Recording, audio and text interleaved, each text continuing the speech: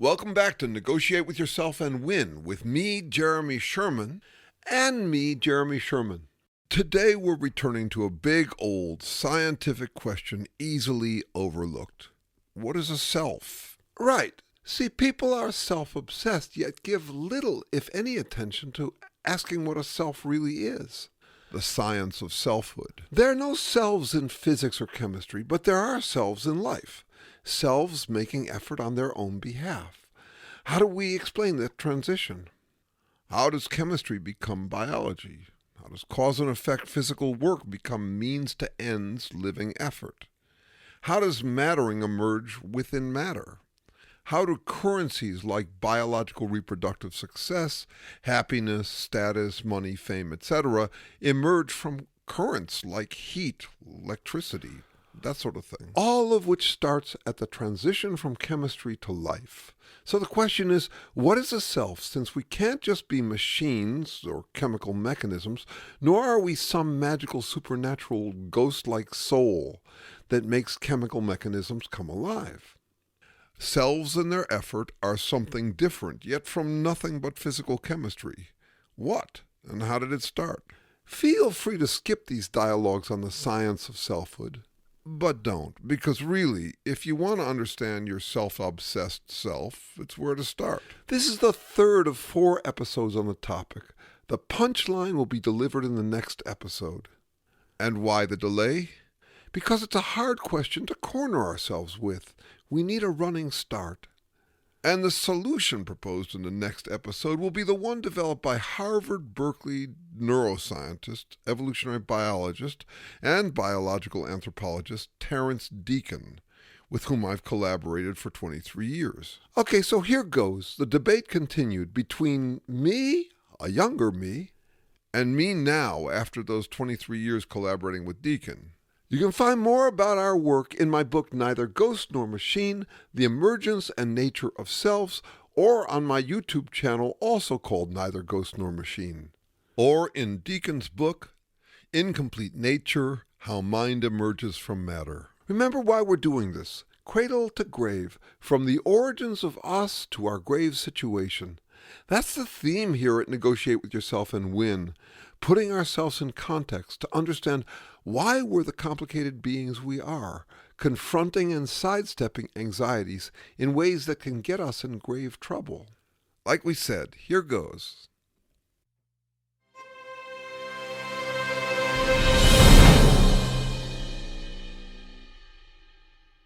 Okay, let's hit this again. Though I will say, are we getting to the point soon? I mean, we've been at this a while, and I still don't know your answer. I hope it won't be disappointing for all this effort. Me too. I don't want to waste your effort. That it's worth it to me doesn't mean it'll be worth it to you. Well, so why don't we just cut to the chase? I could, but I've found that people don't get it that way. And why? Because after millennia failing to explain selves and effort, we've accumulated all these ways to escape this slippery, unfamiliar mystery. Sometimes it feels like I'm broaching some failed project with people still sensitive about it. Like talking to someone about their ex who dumped them. They'd just rather not talk about it. Well, I'm listening. Don't accuse me of not caring. You are, and I appreciate it. And then there are all these basins of distraction to slip into, like we've touched on. Like not God, but something breathed into matter. Like naming but not explaining.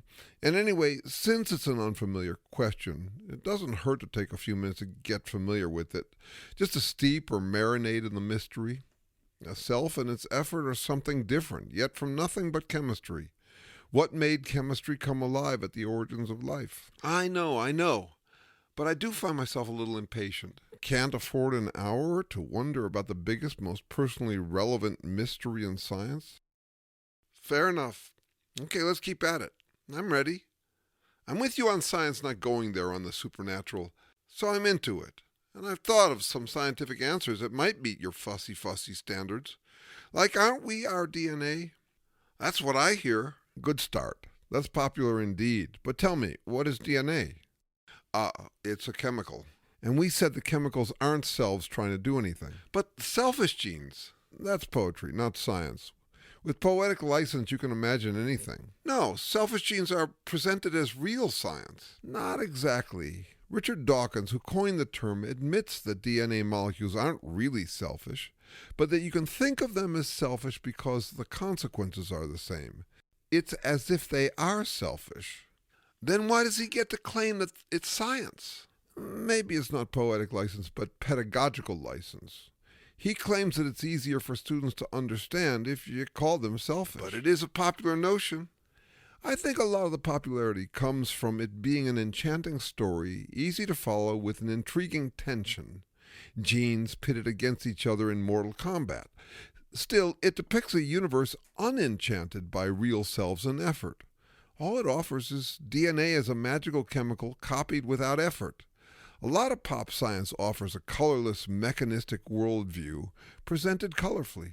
The New York Times said that Dawkins' book, The Selfish Gene, makes every reader feel like a genius. Geniuses who can go around claiming to be brave enough to face the truth, as though if it's shocking to imagine that you're just selfless or ruthlessly selfish DNA, it must be true. There's wishful thinking, but there's also dreadful thinking. Like if you hate it, it must be true. Like, the truth, you can't handle the truth. That sort of thing. Actually, no. Now I remember. A gene is not a DNA molecule, but the pattern within the DNA molecule. Okay, sure. So do patterns make effort?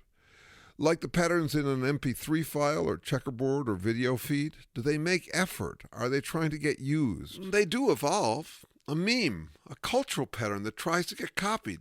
Some patterns get copied better than others. Patterns trying to get copied? Patterns making effort? Well, as if. I mean, sort of.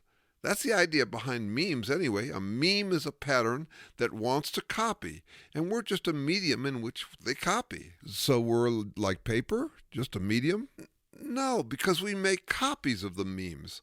We're replication stations for the copying of patterns. So then are you and I like copier machines? Not like copier machines. The pattern's getting read. We interpret them, like how our bodies interpret DNA's genetic patterns. Our bodies are made of chemicals, but our bodies read the patterns in the DNA chemicals in our chemical body's effort to do what? No, the chemistry of our bodies reads the patterns in genes. Reading is something people do for our own sake. We make effort to read and interpret. All right. I see you're not satisfied with that answer, even though some would say that genes and memes are selfish. They'd say it and then deny that they're saying it. They say it as if the patterns are selfishly trying to get themselves copied, even though, no, they're really just patterns in chemicals. But it makes sense. It makes lots of easy, convincing sense until you realize that it's talking out both sides of its mouth. Patterns getting read by chemicals somehow explains selves and their effort? It explains our false impression of selves and their effort. Why it seems like selves make effort when really we're just replicator vehicles? Yes, that's the name. Like a machine, like a copier machine that copies molecular patterns. Actually, no, not just molecules or patterns, the information in the pattern. Good. So what is information? Oh, geez, you never stop. I know, fussy. But really, you said there's information in the pattern. That's how I've heard it described. Right, like information is a thing within a pattern, the same way that there might be rocks in a bucket. Not like that. I don't know. Is there some way of knowing whether something contains or doesn't contain information? I guess by whether it informs someone. So when I look up and see clouds and get my raincoat, does that mean that the clouds contain information? Yeah, an overcast day is a sign. A sign to me, but perhaps not to someone else. Most people would see it as a sign. Right, so anything that most people see as a sign can be said to contain information. Something like that. Okay, so I look at a book in a foreign language and I get nothing out of it because I don't know the language. Does that book contain information? Even if you can't read it, you can tell it contains information. And if I looked up into the heavens and saw a zodiac sign, does that mean that the heavens contain information? I suppose. And if scientists discover something about quantum mechanics from studying subatomic particles, does that mean that the particles contain information? Sure. Okay, then what doesn't? I don't know. I suppose there's information in everything. If everything contains information, what do we get by claiming that DNA or genes contain information? They contain information for building bodies, information for a purpose, information that aids some effort. Yes, like a recipe or a blueprint? That's what I've heard. That's read by bodies for building bodies? Something like that. Again, a body is chemicals reading chemicals or patterns, and I still don't know what or who is making the effort to find useful information in it. Isn't it just read chemical to chemical? Maybe, but reading information becomes metaphoric if you go that route. I mean, think about it.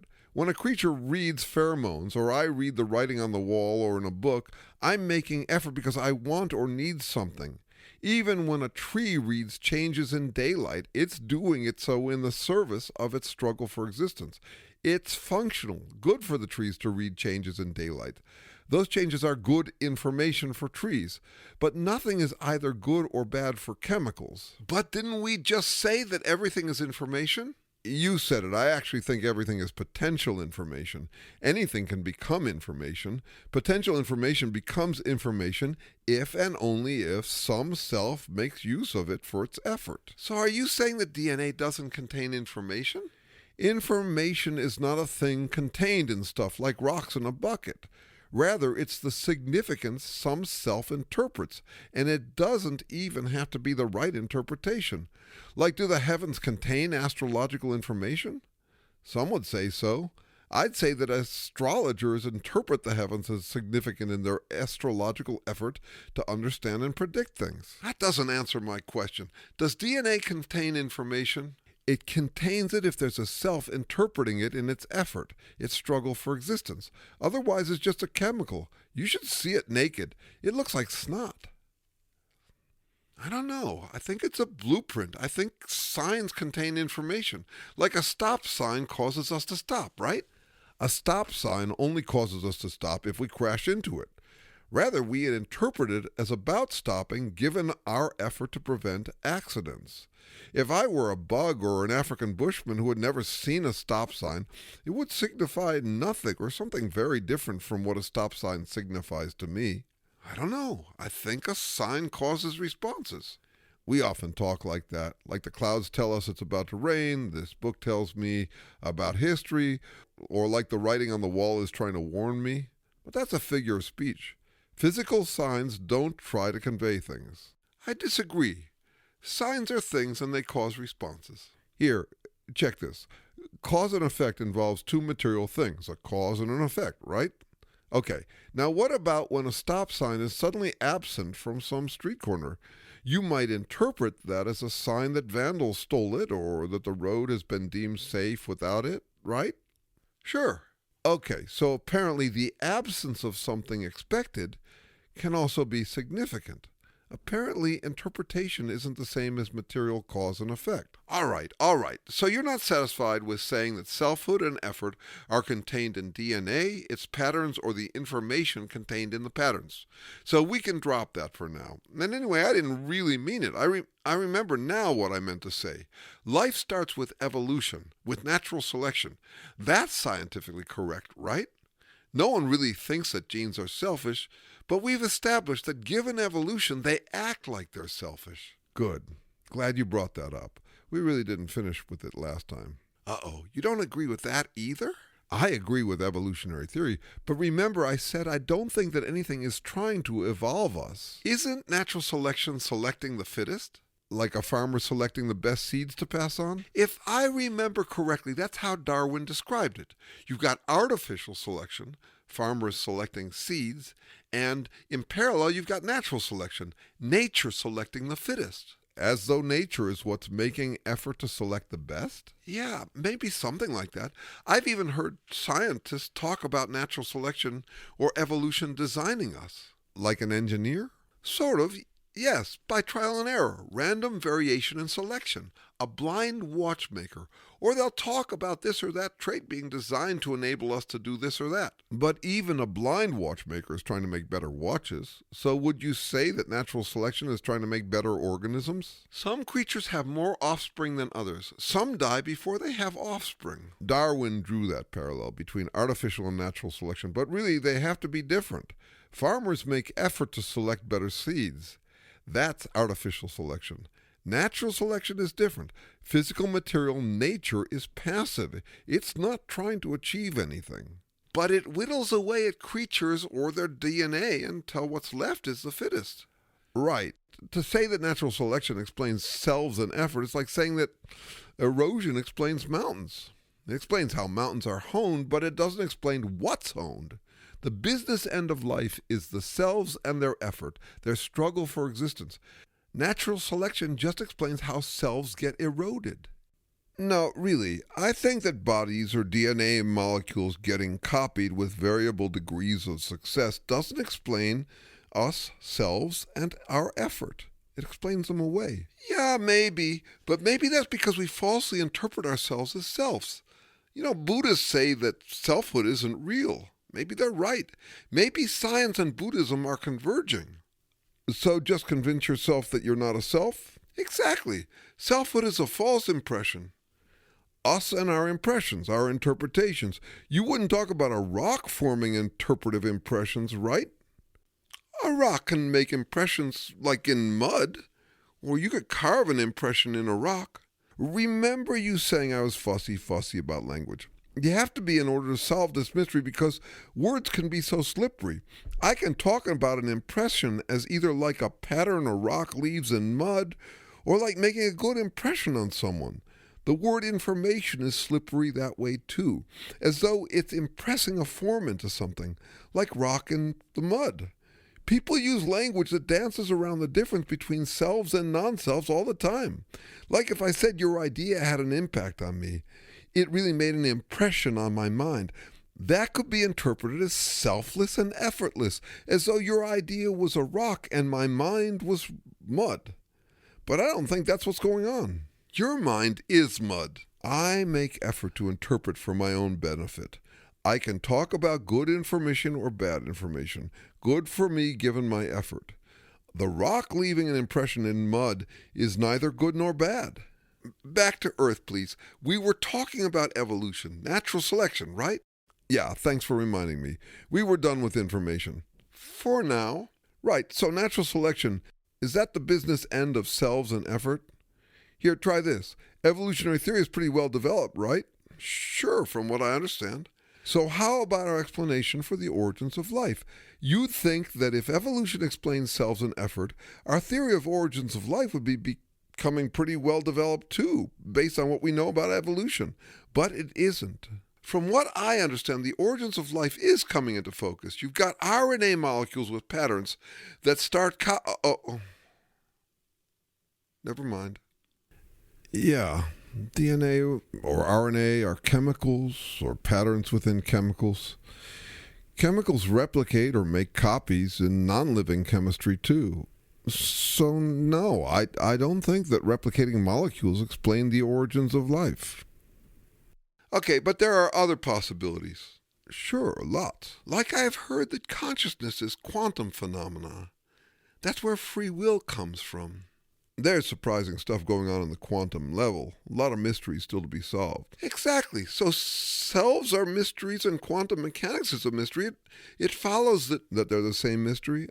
I get it. Listing the great remaining mysteries in science, quantum mechanics and selves making effort would top my list. But tell me, do you think that at the level of quantum mechanics, subatomic particles are struggling for their existence? Wait, I don't understand. You start out by saying that you found more peace of mind since you got interested in these questions behind your personal questions about what you should do. But you keep saying that this answer and that answer don't work. Where's the peace of mind in that? It's a dazzling mystery, isn't it? So you've just resolved to reside in wonder and awe, like it's all a mystery, and just dig the mystery of it all? Wonder is another slippery word. It can mean to be curious or to stop being curious and just dig the wonder of it all. the miracle of life. So which is it for you? Genuinely curious. And I've got a scientific hunch that feels credible to me. We just haven't gotten to it yet. Yeah, I still think you're stalling. I think I'm clearing out the distractions. And somehow, having that hunch gives you peace of mind.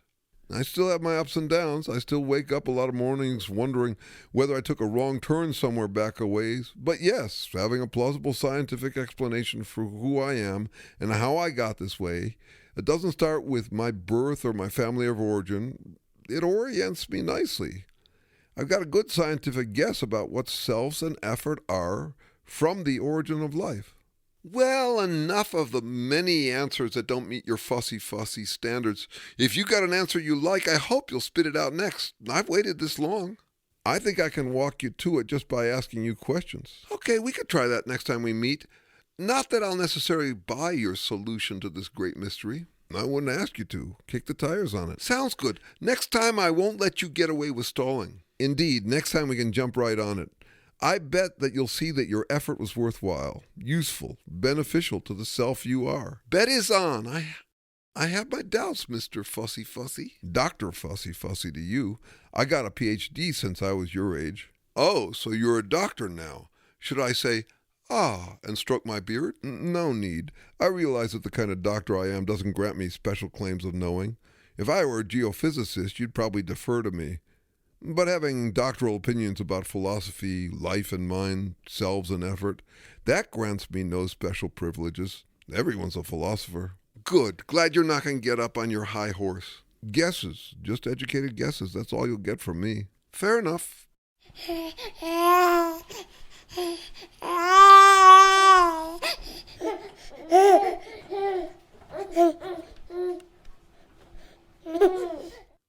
Hey, thanks for listening and for doing what I hope you'll do. Subscribe, comment, and spread the word. Bye-bye for now.